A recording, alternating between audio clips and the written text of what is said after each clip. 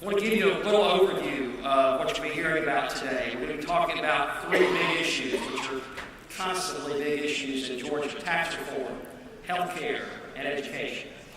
And there are two major themes. One is rural Georgia, because that is going to be a focus in the legislative session this coming year. There's been a study committee going around the state.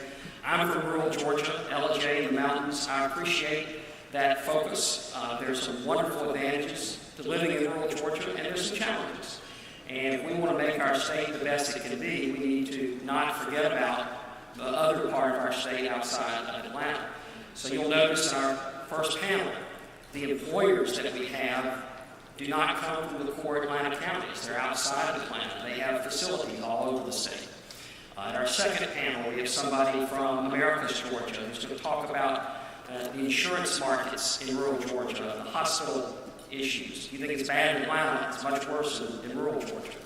And later on this afternoon in education, we have a teacher from Camilla, Georgia, who is doing amazing things, literally being asked to speak around the world the things she's doing in Camilla.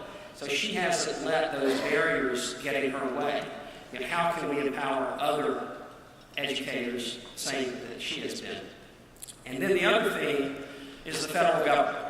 Now, we're a state-based think tank, so we want to focus mainly on state issues, work with our state legislators and their staffs to solve big problems. But you can't escape the federal government sometimes. So healthcare is a great example. Through their failure to address the problems, they sort of put the grenade in our lap.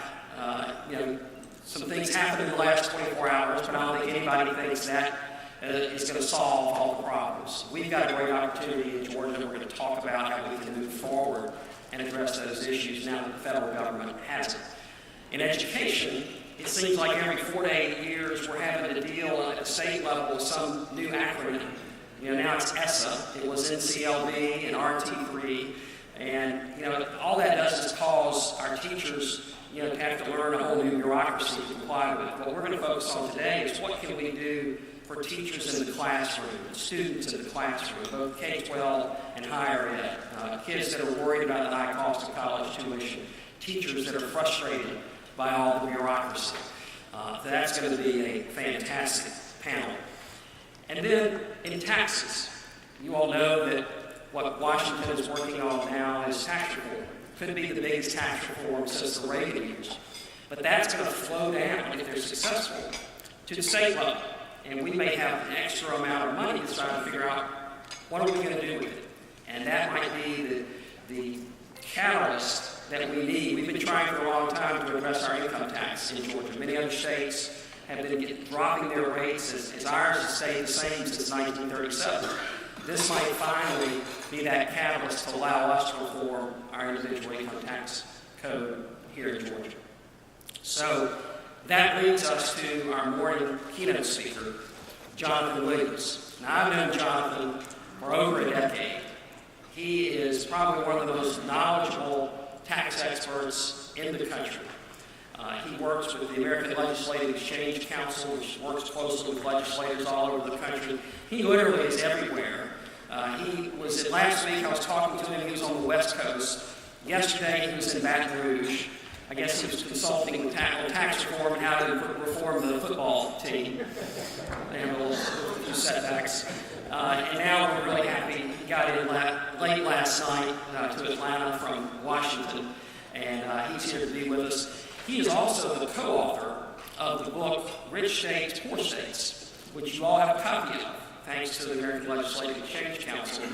He co-authors that with Steve Moore and Art Laffer. Steve Moore used to be on the editorial board of the Wall Street Journal. He's been to our events to speak many times.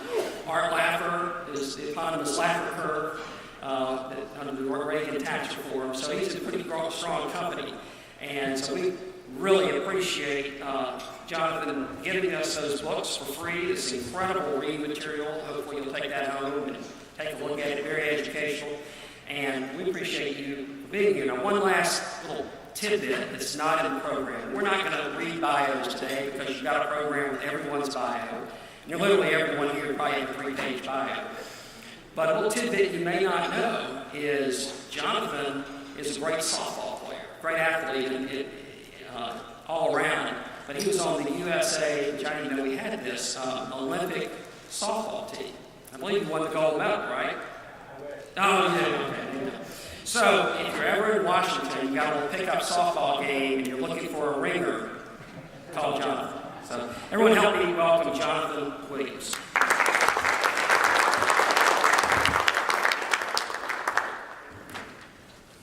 Well, thank you. Good morning, everyone.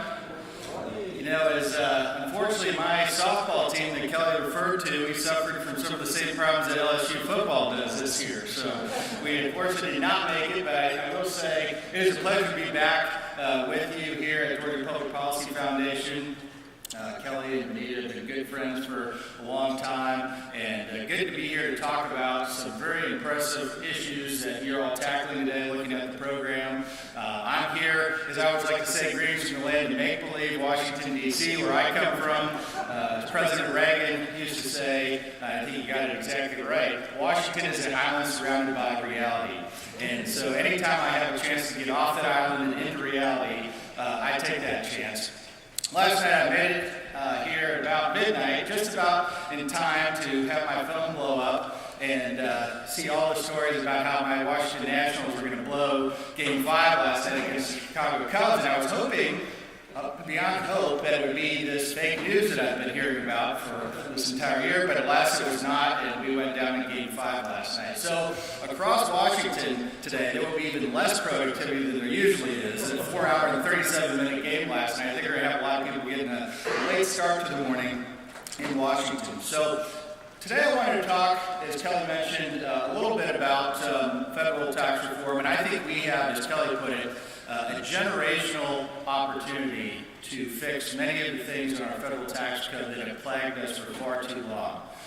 It's been a very long time. We're going to go through just to illustrate how long it's been since we reformed the tax code in 1986. Nearly 31 years to the day that we're sitting here. President Reagan signed that tax reform into law. But what does that mean for Georgia? What does that mean for states across the country? As I have now traveled all 50 states working with our thousands of ALEC state lawmakers, I think states really will also have a generational opportunity if the federal government can get something done anywhere close to what's being talked about in the tax reform framework.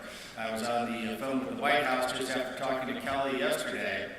And folks, there is a real feeling, I think, around Washington, in Congress, with this administration, that there is no margin for error in terms of getting some conservative policy victories now before the 2018 election year hits, because, as you all know, even less positive things happen in Washington during election years than you normally. So I think there's some sense of urgency after the multiple failed attempts at looking at health care reform this year.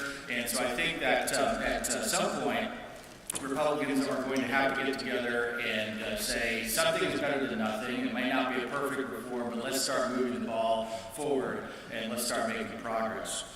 So a couple of things I wanted to share with you today. I've got a few slides, and then we're going to get into how Georgia can perhaps harness this opportunity to become more competitive.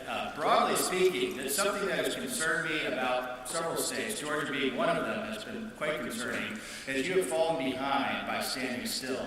As other states across the country have continued to cut taxes, become more competitive to try to enhance business investment, enhance in-migration, enhance income growth, job growth. In fact, 30 states have significantly reduced their taxes over the last 4 years alone, according to our tracking of the states. Georgia, of course, as Kelly said, that even goes back further than I thought it was. I'm a resident of Virginia, where we haven't cut income taxes since 1972, and I thought that was pretty bad, but you guys have us beat quite a bit in that regard. That being said, as other states have moved, we're going to talk about in the Rich States, Poor States rankings that we update every year, now in the 10th edition of the rankings. Georgia has steadily declined in terms of economic competitiveness, not necessarily because of anything you've done poorly in the legislature. There are a few things I guess you could quibble with, such as hotel taxes and a few other things that we followed. But it's mostly the fact that you've got a tough region, especially North Carolina, as we're going to talk about a little bit later. They've been a shining example of, I think, what to do when it comes to enacting real pro-growth tax reform that has had some great effects for its taxpayers across the board. ALEC, as Kelly mentioned, we're a nonpartisan organization like Georgia Public Policy Foundation, but our mission is a little bit different and not a traditional think tank, but as a think tank for state lawmakers. We work with about 2,000 across the 50 states. Really, we're devoted to 3 principles. I think there's a ton of overlap here, of course, to the governing principles of groups like Georgia Public Policy.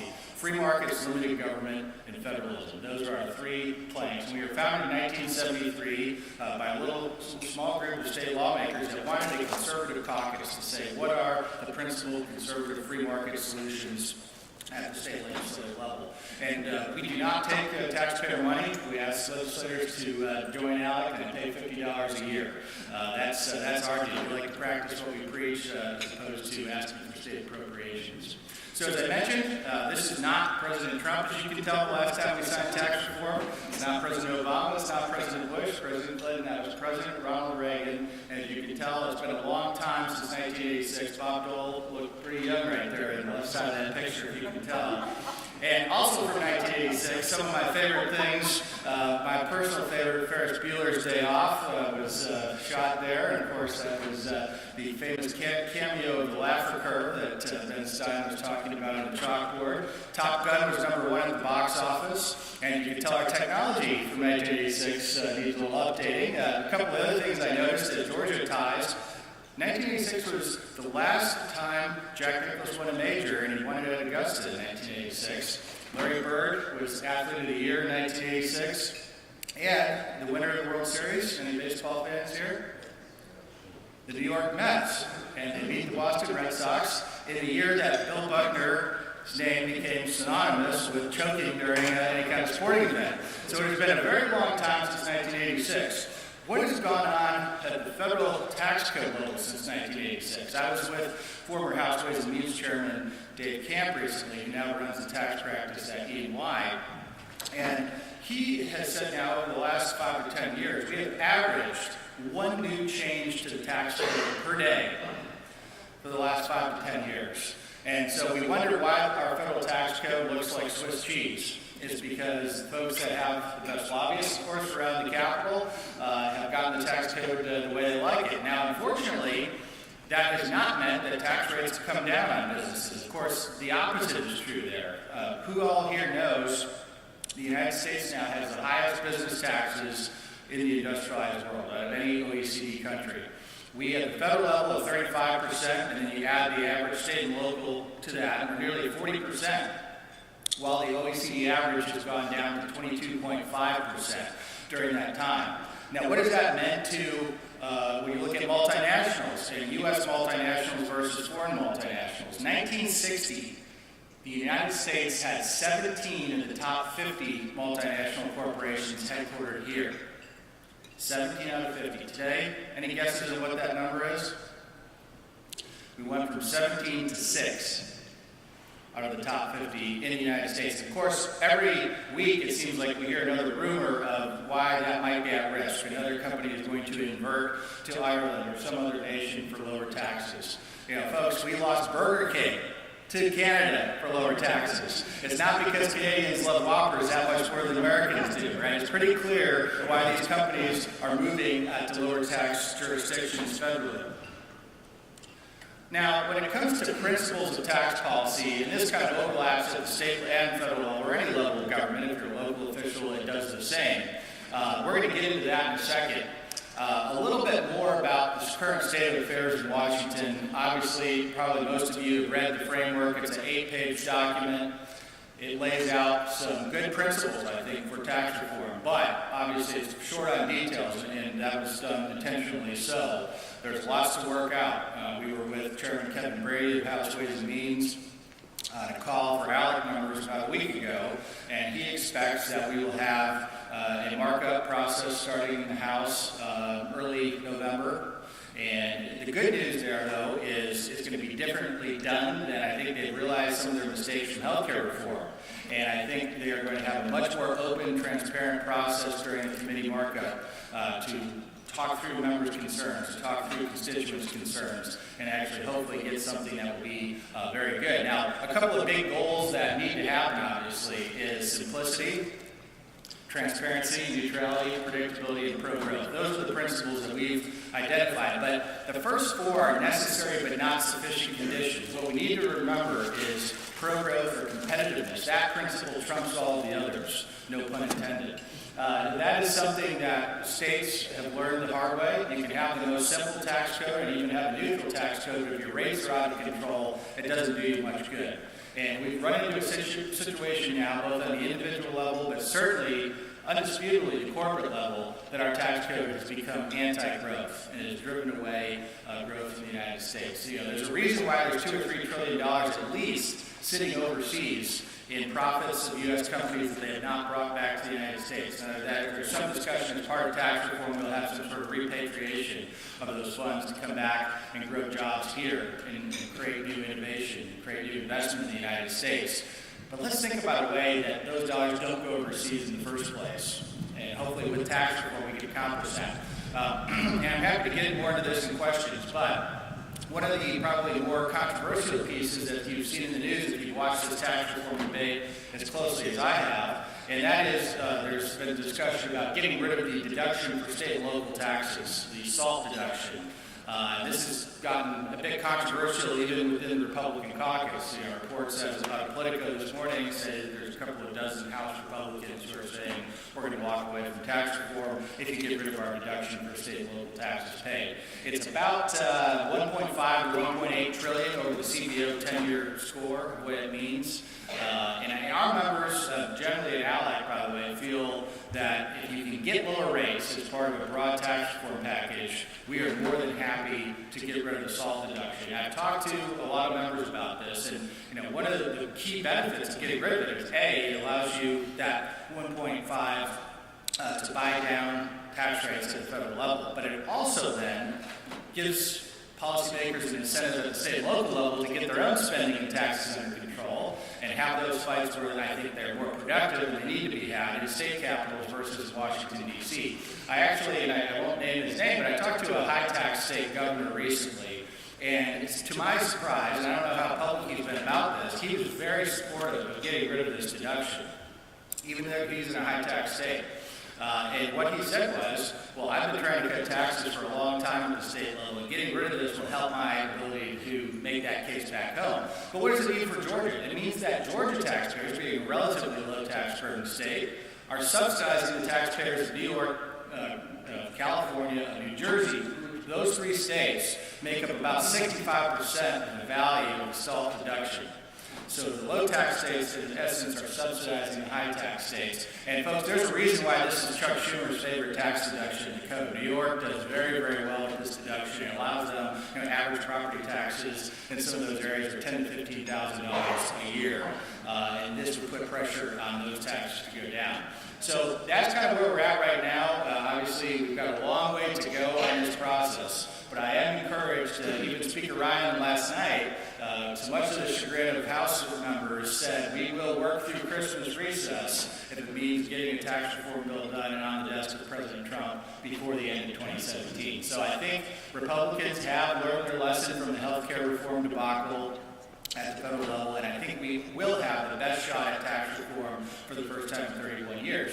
Now, presents a big opportunity because in 1986 we broadened the tax base so much with the Reagan tax reform. What that did was led to a windfall of revenue to state governments because the vast majority of states couple with the federal tax code. So as those provisions go away and the deduction side taxable income goes up, and unless states correspondingly reduce rates, or some of them did, states had a ton of extra revenue that they were not forecasting, were not in the budget for the next year. And so then it raised the existential question that all of us face every single year, which is, do we spend that extra money or do we cut taxes on hardworking taxpayers and try to use that one-time extra bump that was unexpected to make our state more competitive? So I really hope we're able to get this done in 2017. There's a chance that they'll make it retroactive to January 1 of 2017, which will mean as people go file their tax returns starting in January of 2018, they'll see immediate benefit from rate reductions, and then state governments will have those very important questions to debate in 2018 and beyond.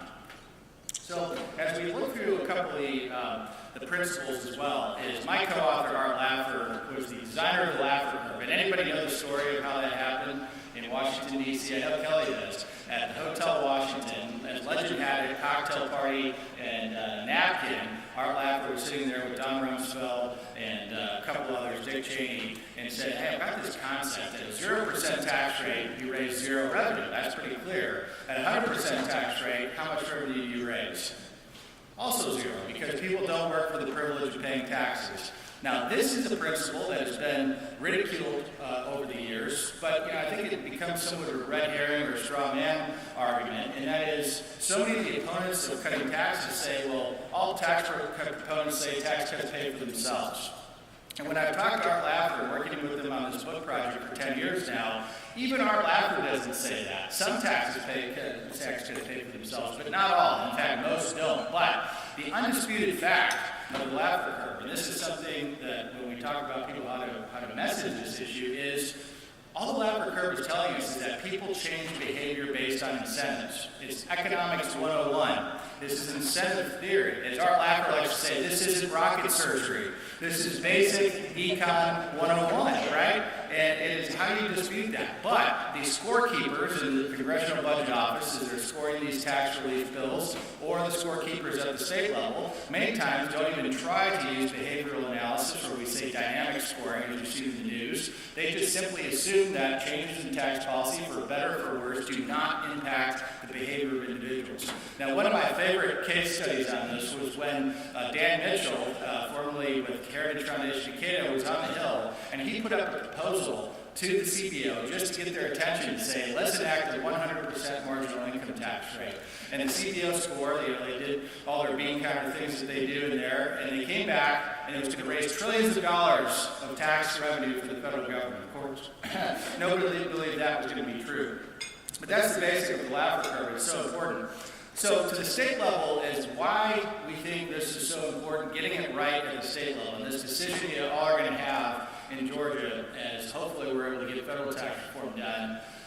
People vote with their feet to lower taxes. This is something we talk about all the time in terms of migration. It's so clear, and I won't go through all these numbers, but it's so clear the two groupings of states. Of course, Georgia's been a net beneficiary of this, being a relatively low tax burden state and having good business growth in many cases. But look at Texas, Florida, huge in-migration gains. North Carolina, the state that I mentioned before, moving from about 25 in our Rich States, Poor States Competitiveness Index to number 2 nationally. One of the biggest jumps in the history of our Rich States, Poor States report by getting tax reform right, lowering tax rates, creating a flat tax, killing Rich States death tax, reducing business taxes.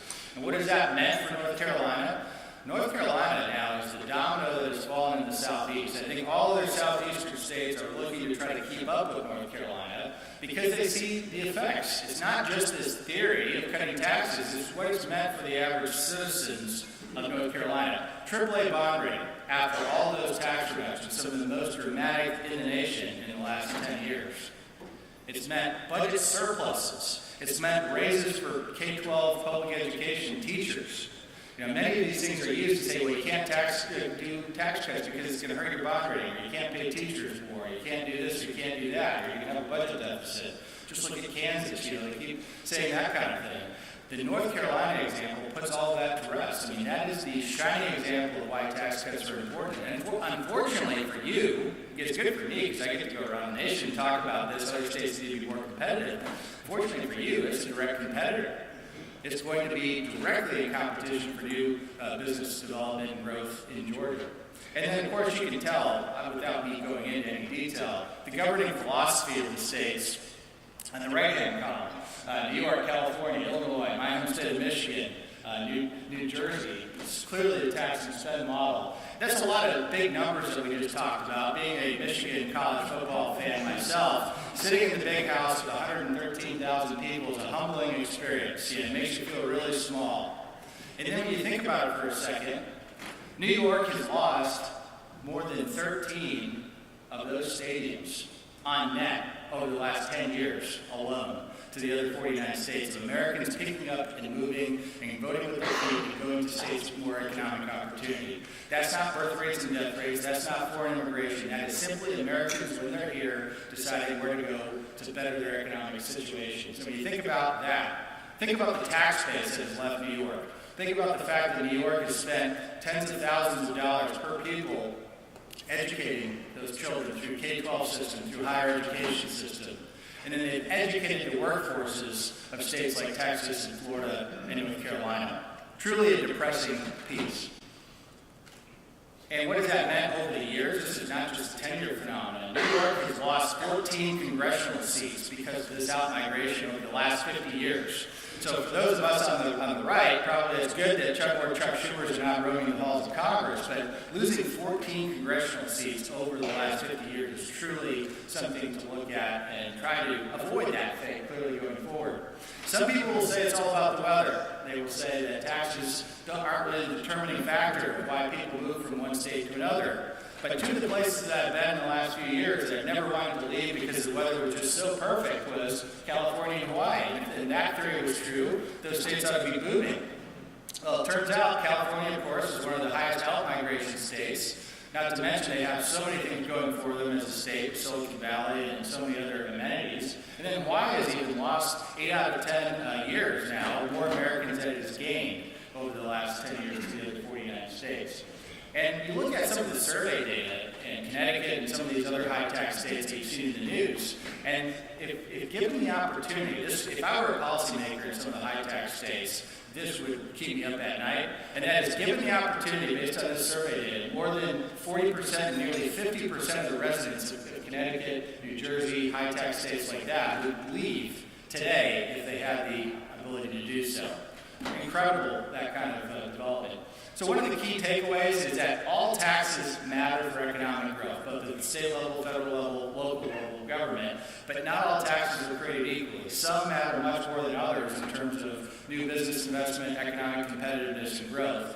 And this is a fun thing that we do every year in Rich States, Poor States that looks at 10 years of data. So this isn't just cherry picking one year. This is taking a look at a broad spectrum of data over a decade and comparing the 9 states without personal income taxes, like your neighbors in Tennessee and Florida, for instance, direct competitors. Of course, Tennessee just is getting rid of their investment income tax, so they're going to be a true no income tax state in the next couple of years.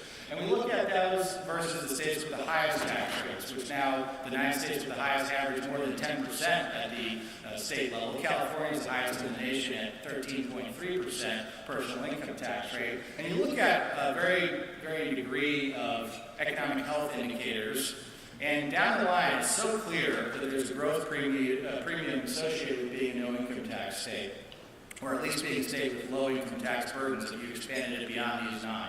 Just incredible. Even you look at tax receipt growth, it gets back to the idea of really the Laffer curve in that sense, in that when you have more in-migration, when we think about those stadiums full of Americans moving from one state to another, that's the tax base, right? And so even while Texas doesn't collect a tax on income, they collect a lot of sales taxes and a lot of property taxes based on those millions of people that have moved into Texas over the last 10 or 20 years alone.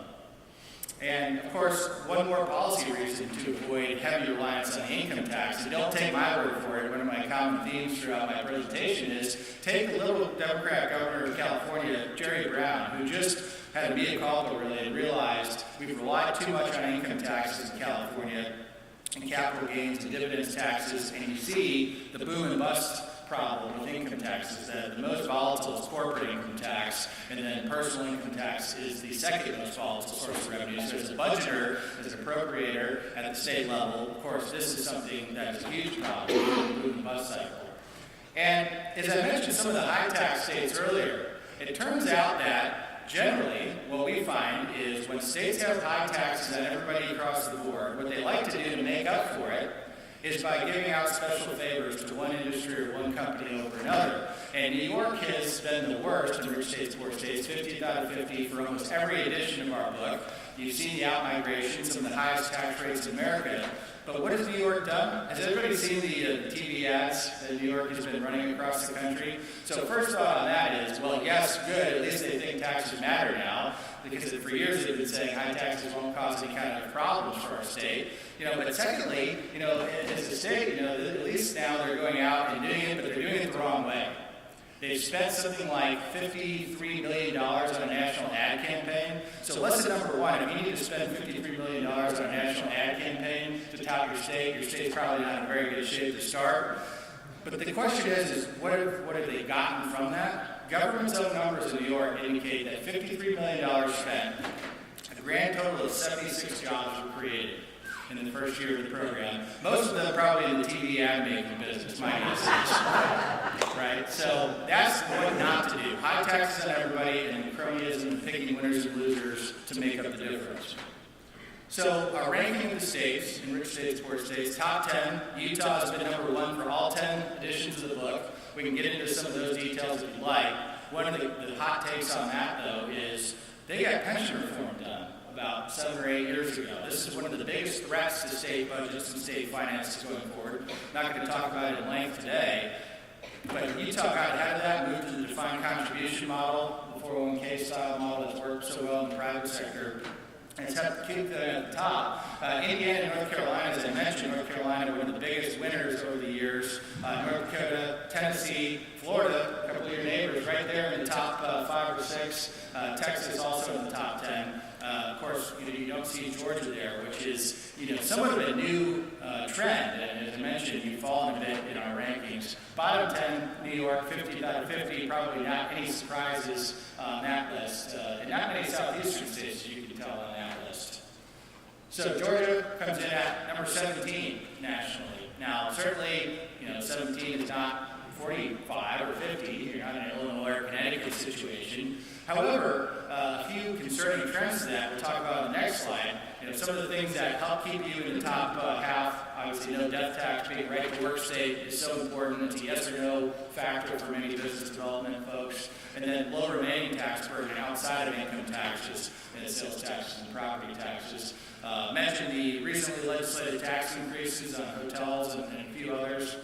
And then lack of spending and tax limitations like supermajority requirements for tax increases like some states have used, or Colorado's taxpayer bill of rights, which is a great way to limit government growth going forward.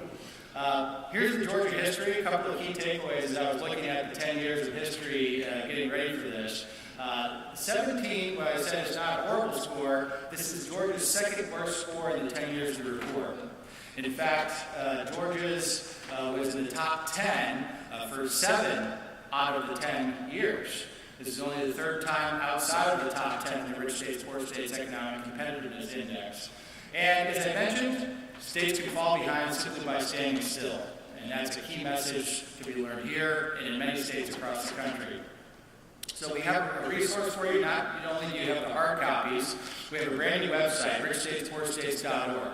And it does a couple of fun things that allow you to really empower you to see how can you make Georgia more competitive based on policy changes. So I encourage you to check out the website. One of the things it allows you to do is you can pull up the Georgia page, and then you can change any of the 15 variables that we have and input your own tax rates. Let's say you want to get 6% down to 4%. Or change any other variable, and then see on a real-time basis on the website what it would do and what it would take to move, let's say, Georgia from 17 back into the top 10 again. So we've empowered all of you to go out there and see how do we make Georgia a top 10 state again for economic competitiveness. So in conclusion, don't take my word for it. As I always say, take, in this case, Liberal Democrat Governor Daniel Malloy of Connecticut. If you've watched the Connecticut drama unfold, they lost a little family business last year, General Electric. Where did General Electric go? They went to Boston. Now, if you're losing businesses to go to Massachusetts for lower taxes, you've got real problems in the state. And as it turns out, luckily, Daniel Malloy realized this and says, I've raised taxes multiple times, and it's not working. What you need is economic growth. So folks, don't take free market economist Jonathan Williams' word for it. When you're there at Thanksgiving table with your liberal uncle or your liberal niece or nephew, talk about Daniel Malloy and how this has completely destroyed Connecticut, a state that was a no-income tax state 25 years ago. It was a huge beneficiary of high income tax New York, people moving out. They have, of course, seen that completely reverse. And the public service announcement, if I were to condense down 10 years of research, traveling the states and lessons learned when it comes to tax policy in one slide, it is, don't be like Illinois. They are a state that has been the epitome of the tax and spend model. They just raised income taxes this session 32%. after not even having a budget for 2 years. They had something like $15 billion in unpaid bills, the worst unfunded pension obligations in America, and now they're going back to taxpayers and asking for more. Do not be like Illinois, if there's one thing I can tell you. And so with that, we've got some time for questions, hopefully. There's a huge opportunity, as we've talked about, at the federal level, and let's all hope to God we can get it right at the federal level.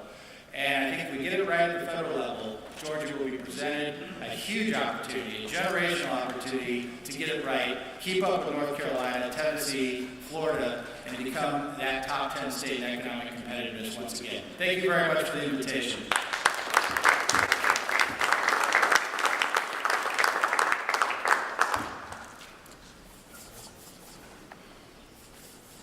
All right, tough question coming here, I think, from Kelly. Everyone's shy this morning. Jonathan, I don't think anybody, liberal, conservative, whatever, could be against economic growth, because that means there's more tax revenue to spend or give more tax relief. But people are concerned about fairness, and that's an issue here. We're a lot of low-income individuals here. Can you enact tax reform, but also be concerned about poor families and the impact on them? Because obviously we know sales taxes are more regressive. How do you address that? Well, right, and it's a huge question that we're grappling with right now in Washington, D.C. And I think, part of that is, the antidote to that issue is economic growth, certainly. And that's something that's been proved on a nonpartisan basis over the years. I mean, it wasn't that long ago, right before Ronald Reagan, the last time we significantly cut taxes was Democrat John F. Kennedy, who reduced marginal tax rates more than anybody else in the history of America up until that point. And he talked about it in terms of economic growth and what this means for everyone across the board. And it's so important when we talk about things like corporate taxes, for instance, that gets demonized so much in the press to say, well, this is just some giveaway to business. Folks, businesses don't pay taxes. People pay taxes. And that's an important point that's often overlooked. And sometimes I get strange reactions when I go to small business groups and say that, because they're like, absolutely, I pay taxes, and I pay a lot of taxes on a quarterly basis. What are you talking about, Williams? And when I say, of course, where's the economic incidence of that tax? So the corporate tax is paid by higher prices, lower wages, or lower returns on 401ks and investments in the stock market. So it is impossible to pull out some drawer in a corporation and say that object or that entity is going to pay a tax. It's going to be borne by an individual. And the research is a bit all over the place, but there's a lot of research to suggest that workers, in terms of lower wages, fewer job opportunities, pay a good deal of the corporate tax burden. Another point of that, Kelly, the question of kind of the distributional piece of this tax reform, both at the federal and state level, is over the years, there's so many changes to the tax code. Well-meaning individuals sometimes get elected and do things to the tax code that are politically popular, but not all that great economically. And that's why we have tax codes at the state and federal level that look like Swiss cheese, as we've talked about. But many of those are aimed at certain income groups. So what you have today is now a percentage of folks that bear the burden of income taxes, specifically at the federal level. I wrote down a couple of things before coming here, and that is the top 20% of income earners at the federal level now pay 95% of federal income taxes. And this top 1% that we hear about a lot of American families, which to get into that top 1%, I think it's an income level of about $379,000. The top 1% now, and it's about 1 million families in that top 1%, will pay 45% of all federal income taxes. So when we've got a system that is so heavily slanted towards who's bearing the burden of at least federal income taxes in that case, by definition, cutting taxes is going to mean that folks on that end of the spectrum are going to see a big tax cut. However, the way that the framework is put together, if you look into the details, it includes things like doubling the standard deduction. Up to, for a couple, it will go up to the first $24,000 will be tax-free at the federal level. Perhaps, and this is a bit of area of ambiguity at the moment, but the current child care tax credit, $1,000, could be $2,500 per child, has been talked about, or $2,000. So you're going to see some real benefits at all levels of the spectrum, but I think it's so important to kind of take a step back from provisions and who wins and who loses from individual provisions and talk generally. And what would it mean if we got 3 or 4% economic growth again in this country? That's something we're sorely missing at the moment. This is something that a lot of people don't realize. Coming out of the 2008 economic downturn, this was the weakest recovery from an economic downturn in the United States since World War II. President Obama was the first president not to see 3% economic growth in a year. In fact, Carl Laffer told me this the other day.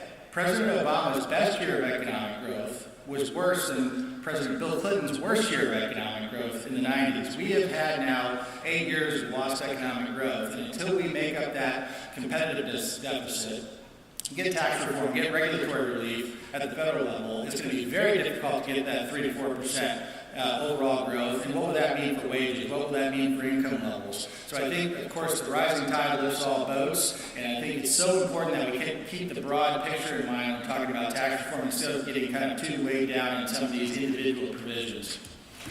Question back here. I'm Leo Smith. I'm Leo Smith. I'm the zero income tax candidate for District 60 here in Georgia, running for state senate. Talk to us a little bit about the impact on social policies and their competitiveness with zero income tax plan when it comes to corporate migration. Could you speak to that a little bit as it relates to North Carolina? Yeah, what kind of social policies are you referring to there? Let's say something. It looks to me that, for instance, North Carolina has not been heavily impacted by any religious liberty laws or laws that some people on the progressive left suggest is oppressive.